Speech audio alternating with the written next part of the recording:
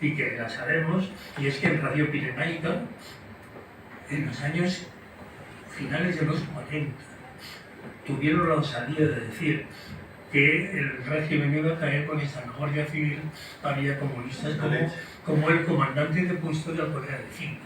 Es decir, que lo pusieron delante de un piquete de fusilamiento. Y evidentemente nunca más se volvió a decir aquello. Me imagino que llegarían órdenes superiores para decir que no pusieran en compromiso. Había dos guardias civiles en el Partido Comunista, uno en Huesca y otro en Huelva. Pero de todo esto nos hemos enterado a posteriori, de casi todo.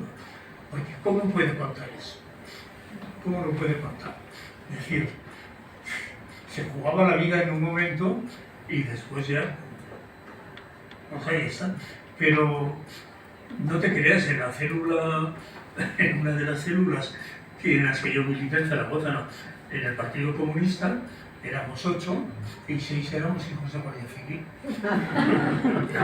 Entonces, así me hizo mucha gracia. De los 8, 6 éramos hijos de Guardia Civiles. Es decir, se ve que por reacción.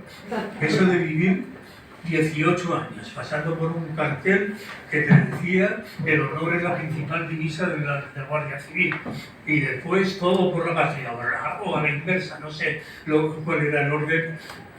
Aquello de trauma, aquello sí que era traumatizante, ¿no? Y luego la guía